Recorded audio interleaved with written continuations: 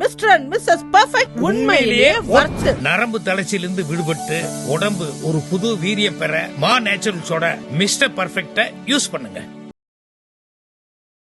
IBC தமிழர்களுக்கு வணக்கம். இன்றைய சிறப்பு நேர்காணலில் நம்மோடு இணைந்திருக்கிறார் தமிழக வெற்றி கழகத்தைச் சேர்ந்த வழக்கறிஞர் சத்யகுமார் அவர்கள். வணக்கம். வணக்கம் சங்கர். கரெக்டாக பட்ஜெட்டுக்கு ஒரு வார காலம் தான் இருக்குது. நிதித்துறை அமைச்சர் வந்து பல்வேறு விஷயங்கள் குறித்து பேசியிருக்கார். குறிப்பாக சொல்லணும்னா பட்ஜெட் அன்றைக்கி நீங்கள் சில சர்ப்ரைசிங்கான எலிமெண்ட்லாம் பார்க்க போகிறீங்க.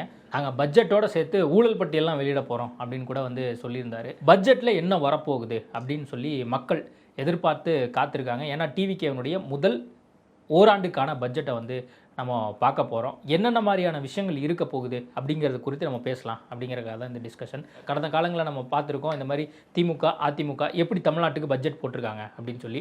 தாவேக்காவுடைய பட்ஜெட் எதை மையப்படுத்தி இருக்க போகுது? தாவேக்காவோட பட்ஜெட் வந்து வெல்ஃபேர் ஓரியன்ட் பட்ஜெட்டாக தான் இருக்கும். தளபதி விஜய் அவர்கள் என்றைக்குமே வந்து தமிழ்நாடு மக்களுக்கு வந்து கொடுக்க வேண்டியது வந்து வெல்ஃபேர் தான் அப்படிங்கிறது வந்து என்றைக்குமே திடமாக நம்பக்கூடியவர். அதை பேஸ் பண்ணி தான் நம்மளுடைய எலெக்ஷன் மேனிஃபெஸ்டோவே நம்ம கொண்டு வந்தோம். இந்த பட்ஜெட் ஆகப்பட்டது எலெக்ஷன் மேனிஃபெஸ்டோவில் இருக்கக்கூடியதை டெலிவர் பண்ணுற மாதிரி தான் இருக்கிறதுக்கான சாத்தியக்கூறுகள் இருக்குது. பட் இதில் டெலிவர் பண்ணுறதுல பல சேலஞ்சஸும் நம்மளுக்கு இருக்குங்கிறத நம்ம மறந்துடக்கூடாது. சங்கர், உங்களுக்கே தெரியும், நீங்கள் எப்போ பட்ஜெட் பற்றி இன்டர்வியூ பண்ணும்போதும் நான் வந்து அந்த கடன் சுமையை பற்றி நான் வந்து சொன்னது உண்டு. நீங்கள் திமுக அரசாங்கம் இருக்கும் பொழுது vice chairperson of the planning commission mister Jayaranjan அவர்கள் வந்து ஸ்டேட் பிளானிங் கமிஷன் வந்து ஒரு ஜேர்னலிஸ்ட் கேட்டிருந்தாங்க. கேட்கும்பொழுது அவர் சொன்னார் 10 லட்சம் கோடி கடன் இருக்குது அப்படின்னு சொன்னார். அந்த ஃபிகரே தப்பு. 10 லட்சம் கோடி கிடையாது, 15 லட்சம் கோடி. அந்த டைம்லேயே அந்த 15 லட்சம் கோடி வந்து எப்படி கடன் வந்திருக்குன்றத வெள்ளை அறிக்கையில் வந்து தமிழ்நாடு அரசாங்கம் இப்போ ரிலீஸ் பண்ணதில் தளபதி அவர்களுடைய கவர்மெண்ட்டில் கிளியராக வந்து மென்ஷன் பண்ணியிருக்காங்க. அதோடைய கணக்கு ரொம்ப இம்பார்ட்டண்ட்டு. 10 லட்சம் கோடி நேரடி கடன். அது 2021 வந்து அதிமுக கவர்மெண்ட் விட்டுட்டு போகும்போது அடுத்த 5 வருஷத்தில் வந்து வாங்கின கடன் 5 லட்சம் கோடி. அப்போ சராசரியாக 1 லட்சம் கோடி ஒரு வருஷத்துக்கு வாங்கியிருக்காங்க. அந்த 1 லட்சம் கோடி எங்கே போச்சுங்கிறது அடுத்த பாட்டுக்கு வருவோம். அந்த கேள்விக்கு தான் இப்போ வந்து தாவேகா அரசாங்கம் வந்து பட்ஜெட்டோடு சேர்த்து ஊழல் பட்டியல் ரிலீஸ் பண்ண போகிறோம். அதையும் தாண்டி 3 லட்சம் கோடி வந்து பொதுத்துறை நிறுவனங்கள் வாங்கியிருக்காங்க. தமிழ்நாட்டில் வந்து பப்ளிக் செக்டர் அண்டர்டேக்கிங்ஸ் இருக்கும் இல்லையா, ஸ்டேட் பப்ளிக் செக்டர் அண்டர்டேக்கிங்ஸு. ஒரு அண்டர்டேக்கிங்ஸ் வாங்கியிருக்கக்கூடிய கடன் எல்லாமே லாஸ்ட்டில் தான் இருக்காங்க. அந்த அண்டர்டேக்கிங்ஸ் நடத்துறதுக்காக வாங்கின கடன், அந்த அண்டர்டேக்கிங்ஸுமே வெல்ஃபேர் ப்ரோக்ராம்ஸ் தான் கொண்டு வராங்க. நீங்கள் இப்போ எடுத்திங்கன்னா மெட்ராஸ் டிரான்ஸ்போர்ட் கார்பரேஷன் இங்கே பஸ் வந்து ஃபெசிலிட்டிஸ் கொடுக்குறாங்க. பஸ் ஃபெசிலிட்டிஸ் வந்து சப்சிடைஸ்டு ரேட்டில் தான் கொடுக்குறாங்க, மினிமல் சார்ஜஸ் தான் வாங்குறாங்க. அப்புறம் திமுக அரசாங்கம் இருக்கும்போது பெண்களுக்கு வந்து ஃப்ரீ பஸ்ன்னு சொன்னாங்க. ஆனால் எல்லா பஸ்ஸுமே ஃப்ரீ பஸ் இல்லை, அதை பிங்க் பஸ்ஸுன்னு ரிலீஸ் பண்ணாங்க. இப்போது எங்களுடைய அரசாங்கம் வந்து வெற்றி பயணம் சொல்லிட்டு பெண்களுக்கு முழுமையாக ஃப்ரீ. நீங்கள் கன்னியாகுமரி போனாலும் சரி, இங்கேருந்து கன்னியாகுமரியில் திரும்பி வந்தாலும் சரி, திருநெல்வேலி வெளியூர் பஸ்ஸஸும் ஃப்ரீன்னு சொல்லிட்டு நம்ம கிளியராக சொல்லியிருந்தோம் எலெக்ஷன் மேனிஃபெஸ்டோ. அந்த மேனிஃபெஸ்டோவில் இருக்கக்கூடிய விஷயங்கள் எத்தனை சதவீதம் வந்து இந்த பட்ஜெட்டில் வர்றதுக்கு வாய்ப்பு இருக்குது அப்படிங்கிறதான் ஒரு பிரதான கேள்வி. கடந்த 2 நாளைக்கு முன்னாடி கூட வந்து அமைச்சர்கிட்ட கேள்வியாக கேட்கும்போது 2500 ரூபா வந்து எப்போ கொடுக்க போகிறாரு தளபதி விஜய் அவர்கள் அப்படின்னு சொல்லி வந்து கேட்கப்படுது. அதுக்கு வந்து அமைச்சர் சொல்கிறாரு, திமுக ஆட்சியில் 1000 ரூபா கூட 2 வருஷம் கழிச்சு தான் வந்தது, ஆனால் வந்து நீங்கள் உடனடியாக கேள்வி கேட்குறீங்களே அப்படின்னு சொல்லி செங்கோட்டையன் அவர்கள் பதில் கொடுக்குறாரு. இந்த மாதிரியான விஷயங்களும் நடந்துட்டு இருக்கும்போது அப்போ மக்கள் என்ன எதிர்பார்க்கலாம்? சாமானிய மக்களுக்கு இந்த பட்ஜெட்னால ஏதாவது ஒரு பிரயோஜனப்படுமா? 2500 ரூபா கொடுப்பாங்களா? அல்லது நீங்க சொல்லக்கூடிய அந்த பேருந்துல பயணிக்கக்கூடிய அந்த விஷயங்கள் சம்பந்தமா ஏதாவது அனௌன்ஸ்மெண்ட் வருமா? சிலிண்டருக்கு வந்து நம்ம ஆல்ரெடி அனௌன்ஸ்மெண்ட் பண்ணியிருந்தோம், வருஷத்துக்கு 6 சிலிண்டர் அப்படின்னு சொல்லி. அந்த மாதிரி ஏதாவது அனௌன்ஸ்மெண்ட் வர முடியுமா? சர்ப்ரைசிங்கான எலிமெண்ட் ஏதாவது இருக்குமா? இல்லை குழந்தைகளுக்கு பள்ளிகளில் ஏதாவது புதுசாக ஏதாவது நம்ம திட்டங்கள் எதுவும் வச்சிருக்கோமா? அந்த மாதிரி பல்வேறு கேள்விகள் இருக்கு. கட்டாயமா சங்கர், இந்த பதில் நீங்கள் ஒரு வழக்கறிஞராக மட்டும் இல்லை, இப்போ நம்ம வந்து பட்டை கணக்காளர் இருந்திருக்கோம், பொருளாதாரம் படிச்சிருக்கேன், அதனால் வந்து உங்களுக்காக எக்ஸ்பிளைன் பண்ணுறேன். நான் உங்களுக்கு இந்த 15 லட்சம் கோடி கடன் சொன்னேன் இல்லையா, அந்த 3.5 லட்சம் கோடி கடன் பொதுத்துறை, இன்னொரு 1.5 லட்சம் கோடி எங்கே கடன் இருக்குன்னு நீங்கள் தெரிஞ்சுக்கணும். கடன் ஆகக்கூடிய சாத்தியக்கூறுகள் இருக்கிறது கண்டிஞ்சல் லைபிலிட்டின்னு சொல்லுவோம். அது 1,72,000 கோடி சங்கர். அப்போ மொத்தமாக சேர்த்திங்கன்னா 15 லட்சம் கோடி. இப்போ நம்ம தாவேகா அரசாங்கம் வந்ததுக்கப்புறம் கடன் வாங்கியிருக்கோம், இல்லைன்னு சொல்ல வரல. அது கூட அதிகமாயிடுச்சு. எப்படி இவங்கெல்லாம் வந்து அடைக்க போகிறாங்க? ஆல்ரெடி இவங்க வெள்ளை அறிக்கை மூலிமா ஒவ்வொரு குடும்பத்திலையும் ஒவ்வொருத்தருக்கும் இவ்வளோ கடன் இருக்குன்னு சொல்லியிருந்தாங்க. இப்போ எக்ஸ்ட்ரா வேறு நீங்கள் கடன் வாங்கி வச்சிட்டீங்க, எப்படி அடைக்க போகிறீங்க? நீங்கள் சொல்லக்கூடியது வந்து கடன் வாங்காமல் அரசாங்கத்தை நடத்த போகிறது இல்லை. Now I explain about the உங்களுடைய கடன் சுமை. இப்போ நீங்கள் கேட்ட கேள்விக்கு பதிலுக்கு வரேன். நம்மளுடைய கவர்மெண்ட் தாவேகா அரசாங்கம் வெல்ஃபேர் ஸ்கீம்ஸை மக்களுக்கு கொண்டு போய் சேர்க்கணும்னு சொன்னாக்க பணம் வேணும். அப்போது கடன் வாங்கிறது தவறல்ல, கடன் வாங்கணும். கடன் வாங்காமல் இன்றைக்கி அரசாங்கம் நடத்த முடியாது. அதுக்காக தான் பார்த்தீங்கன்னா FRBM act, fiscal responsibility budgetary management act, fiscal responsibility budgetary management act, ரெஸ்பான்சிபிலிட்டியும் மேனேஜ்மெண்ட்டும் கொடுத்துருக்கக்கூடிய சட்டம் அது. அப்போ ஃபிஸ்கல் ரெஸ்பான்சிபிலிட்டினா என்னென்னா 3% ஒரு பட்ஜெட் பற்றாக்குறை தாண்டக்கூடாது, அந்த சட்டம் சொல்லுது. அப்போது 3% உங்களுடைய பட்ஜெட் பற்றாக்குறை தாண்டக்கூடாதுன்னா தமிழ்நாடு வந்து தாண்டிக்கிட்டு இருக்கானா, மிக அதிக அளவில் தாண்டிக்கிட்டு இருக்கு. சரி, தாண்டினாங்க, அந்த பணம் மக்களுக்கு போய் சேர்ந்துதா அப்படின்னு நீங்கள் கேட்டிங்கன்னா போய் சேரலை. அங்கே தான் அந்த பாயிண்ட்டுக்கு தான் வரேன். நீங்கள் ஒரு முக்கியமான பாயிண்ட் பார்க்க வேண்டியது என்ன, தாவேக அரசாங்கம் பட்ஜெட் ரிலீஸ் பண்ணும்போது எதுக்கு ஊழல் பட்டியல் ரிலீஸ் பண்ணுறாங்கன்னு மக்களுக்கு தெரியணுமா வேணாமா? அவங்க பேரை சொல்லி கடன் வாங்கியிருக்காங்க. சங்கர் பேரை சொல்லி ஸ்டாலின் மாடல் ஆஃப் கவர்னன்ஸில் கடன் வாங்கியிருக்காங்க. சங்கர்னு ஒரு நபர், சத்யகுமார்னு ஒரு நபர், அது நம்மள மாதிரி இருக்கக்கூடியவங்க சாமானிய மனிதர்களை கை காட்டி கவர்மெண்ட் என்ன பண்ணியிருக்காங்க, கடன் வாங்கியிருக்காங்க. அதுக்கப்புறம் நம்ம கட்டுற டேக்ஸு, சங்கர் கட்டுற டேக்ஸு, சத்யகுமார் கட்டுற டேக்ஸு, ஒரு ஆட்டோ டிரைவர் கட்டுற டேக்ஸு, அந்த டேக்ஸ்லேயும் வருமானம் வந்திருக்கு. ஒரு சைடு கடனில் வந்த பணம், இன்னொரு சைடு வருமானத்தில் வந்த பணம். இந்த பணம் எங்கே போச்சுங்கிறது தானே கேள்வி. அந்த கேள்விக்கு பதில் வேணாமா வேணாமா? அந்த பதில் தான் ஊழல். அந்த வந்த பணம் போய் சேர்ந்திருந்தால் ஒரு கிராமத்தில் வந்து ரோடு வந்திருக்கும், கிராமத்தில் வந்து குழா தண்ணி வந்திருக்கும், அந்த கிராமத்தில் இருக்க பள்ளிக்கூடத்தில் இன்றைக்கி ஸ்மார்ட் போர்டு வந்திருக்கும்.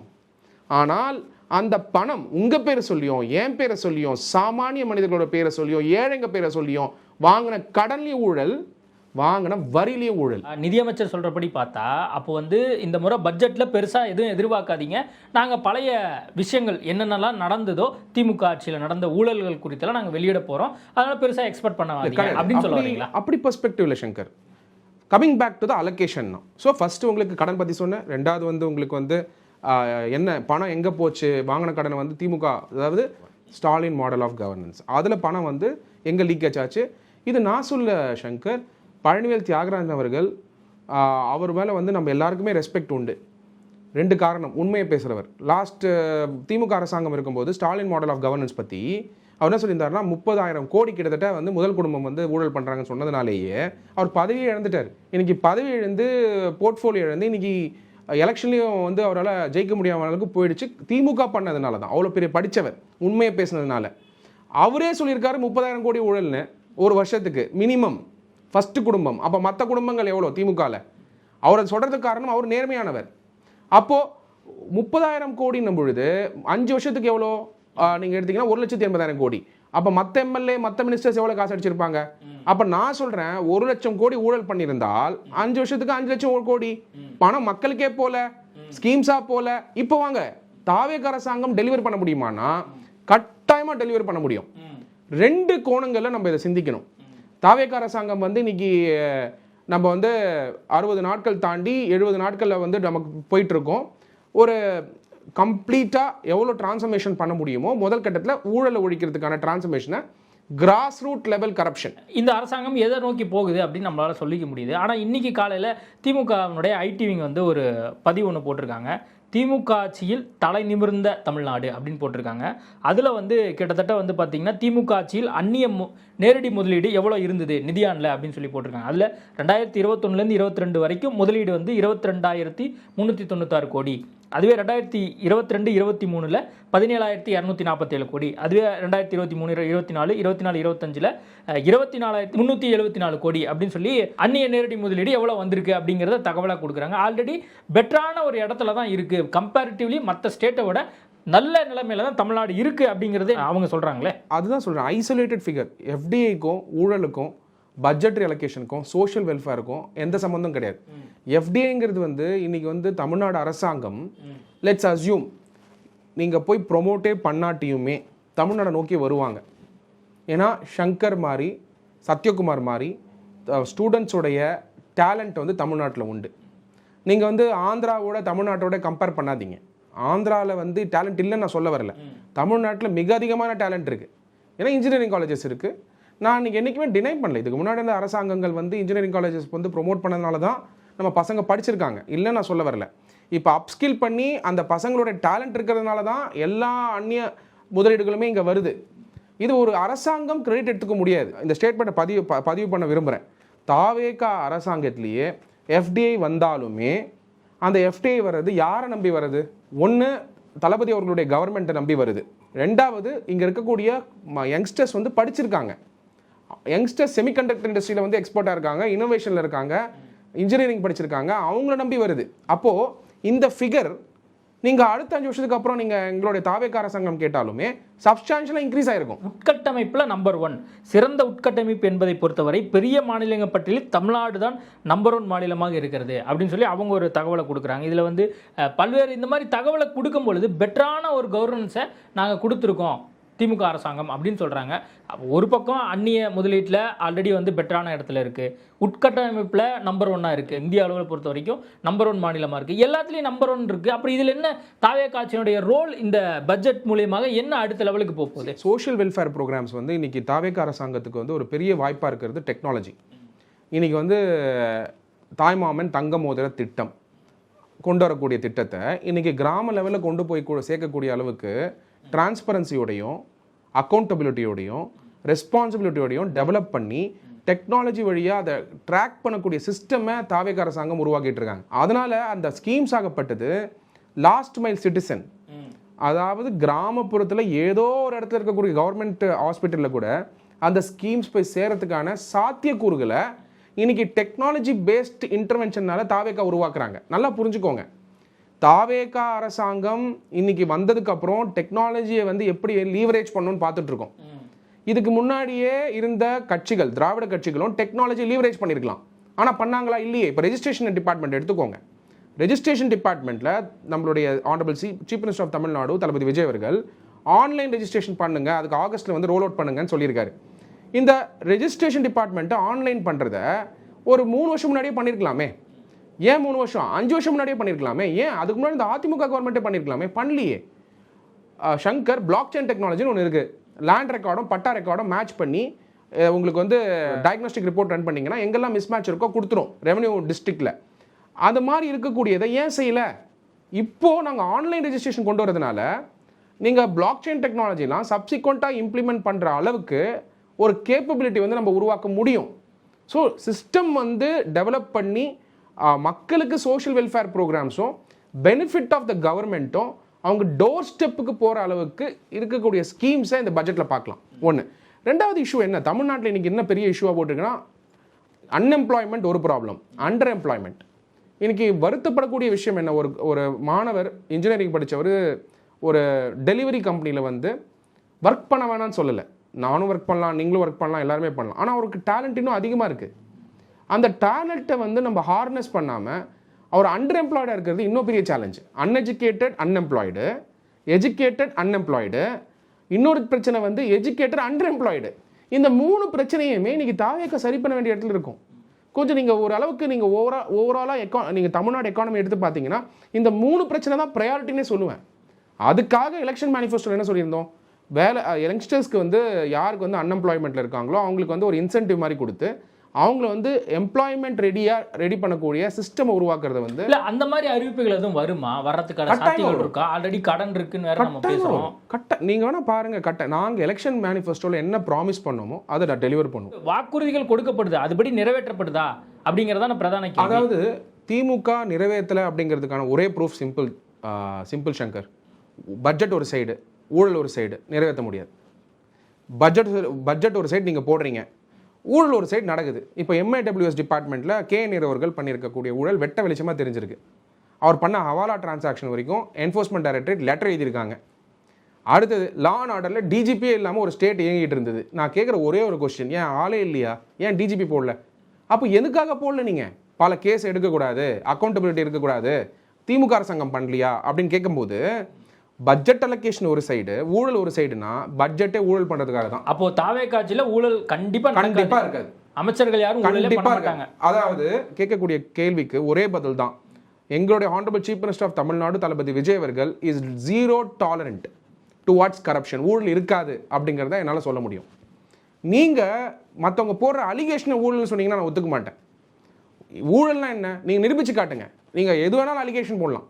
இப்போ ஒரு ரூரல் டிபார்ட்மெண்ட்டில் வந்து ஒரு ஸ்கீம்ஸ் கொண்டு வராங்க, இல்லை எஜுகேஷன் டிபார்ட்மெண்ட்டில் ஒரு ஸ்கீம் கொண்டு வராங்க, அது மேலே அலிகேஷன் வைக்கலாம். அலிகேஷன் வைக்கிறதுனால அது கரப்ஷன் கிடையாது, நல்லா புரிஞ்சுக்கோங்க. தாவேக்கால இருக்கக்கூடிய கூட்டணி கட்சி தலைவர்கள் தாவேக்கா ஆட்சி வந்ததுக்கப்புறம் ஊழலே கிடையாதுங்க கவர்மெண்ட் ஆஃபீஸில் அப்படின்னு சொல்கிறாங்க. அப்போ 100% வந்து எல்லா கவர்மெண்ட் ஆஃபீஸ்லையும் யாருமே லஞ்சமோ அல்லது கரப்ஷனோ எதுவுமே வந்து பண்ணாமல் தான் இருக்காங்களா? ஒன்றும் இல்லை சங்கர், நீங்கள் வந்து உங்களோட ஐபிசி டீம் வழியாக இப்போயே போங்க. சைதாப்பேட்டை ரெஜிஸ்ட்ரேஷன் ஆஃபீஸ் எங்கெல்லாம் ஊழல் நடக்கும்னு ஒரு பேட்டர்ன் இருக்குது. மக்கள் சாட்சின்னு ஒரு வெப்சைட் கூட நான் பார்த்தேன் ரீசெண்டாக. அவங்க வந்து பேட்டர்ன்ஸ் ஆஃப் கரப்ஷன் சொல்கிறாங்க. அந்த பேட்டர்ன்ஸ் ஆஃப் கரப்ஷனை கண்டுபிடிச்சிக்கோங்க. அந்த பேட்டர்ன் எடுத்துகிட்டு போயிட்டு அந்தந்த டிபார்ட்மெண்ட் போய் பாருங்கள். நீங்கள் மொபைலோட போங்க, சர்ப்ரைஸாக போங்க.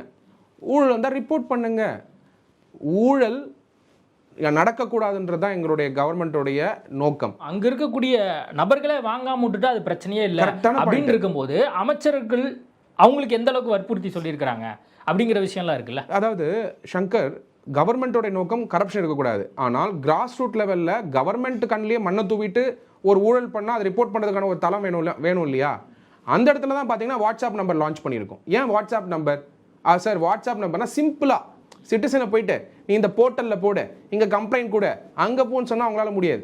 ஆனால் ஒரு சாமானிய மனிதரை உங்ககிட்ட இருக்க வாட்ஸ்அப்பில் டக்குன்னு ஃபோட்டோ எடுத்து அனுப்புங்க சார்னா அவர் வந்து டக்குன்னு எங்கிட்ட இருக்கிறது ஒரு பெரிய அஸ்திரம், மொபைல்ன்றது ஒரு பெரிய அஸ்திரம், வீடியோ எடுத்து அனுப்ப போகிறாரு, நம்ம ஆக்ஷன் எடுக்க போகிறோம்.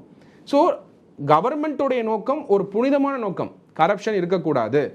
மக்கள் ஒரு சமயம் அங்கே இருக்கிற ஆஃபீஸர் தளபதி விஜய் அவர்கள், honourable chief minister of Tamil Nadu Thalapathy Vijay அவர்கள் உடைய நோக்கத்துக்கு எதிராக அங்கே இருக்க ஆஃபீஸர் யாராவது செயல்பட்டாருன்னா உடனே ரிப்போர்ட் பண்ணுங்க, அதுக்கான ஆக்ஷன் எடுக்கிறோங்கிறதுக்கான ஒரு அக்கௌண்டபிலிட்டியும் டிரான்ஸ்பரன்சியும் ஒரு நம்பிக்கையும் மக்கள்கிட்ட விதைச்சிருக்கும். முதலமைச்சர் சொல்லிட்டு போயிட்டாரு, அதுக்கப்புறம் அதுக்கான அந்த ஃபாலோ அப்ஸ் என்ன, அதுக்கப்புறம் அந்த அமைச்சர்கள் அதை பற்றி பேசினாங்களா? அது மட்டும் இல்லாமல் இன்னி வரைக்குமே வந்து லஞ்சம் வாங்கி சஸ்பெண்ட் பண்ணப்பட்டிருக்காங்க அப்படின்னு செய்திகள் வந்துட்டே இருக்கு அங்கங்கே. அது மற்ற ஒவ்வொரு டிஸ்ட்ரிக்ட்லையா இருக்கட்டும், சின்ன சின்ன இடங்களில் வந்து இந்த மாதிரி செய்திகள் வந்துகிட்டே இருக்கு. கவர்மெண்ட்டோடைய டிவிஎஸ்சி டிபார்ட்மெண்ட் மேலே வந்து ரெய்ட் நடத்தி பல வருஷம் ஆச்சு தமிழ்நாட்டில். இது நீங்கள் முதல்வன் படத்தில் தான் பார்த்துருப்பீங்க. கவர்மெண்ட்டோடைய டிவிஎஸ்சியே கவர்மெண்ட் டிபார்ட்மெண்ட்ஸ் மேலே, தனிநபர் மேலே கிடையாது. ரெஜிஸ்ட்ரார் ஒரு பர்டிகுலர் ரெஜிஸ்ட்ரார் மேலே மட்டும் கிடையாது, ரெஜிஸ்ட்ரேஷன் டிபார்ட்மெண்ட் முழுக்க ரெய்ட் நடத்துகிறாங்க. இது மாதிரி எப்போ பார்த்துருக்கீங்க தமிழ்நாட்டில்? சரி, அதை விடுங்க, நேஷனல் லெவல் எங்கே பார்த்தீங்க?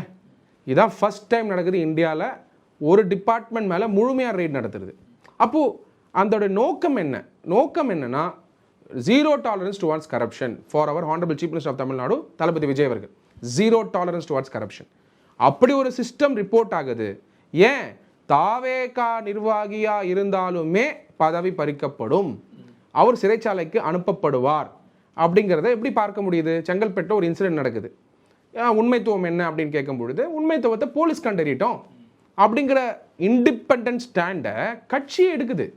இது மாதிரி திமுகலையோ இதுக்கு முன்னாடி அதிமுகலையோ கிடையாது. அப்படி பார்க்கும் பொழுது this is the new level of development. இதை கிரிட்டிசைஸ் பண்ணுறதை தாண்டி ஐ திங்க் எல்லாரும் நம்ம வந்து வரவேற்கணும். நான் வந்து தாவேகா கட்சியை சார்ந்திருக்கிறதுனால நான் சொல்லலை. இதை தாவேகா கட்சியிலேருந்து வெளியிலேருந்து பார்த்தா கூட இது ஒரு நல்ல முன்னேற்றம் தான்.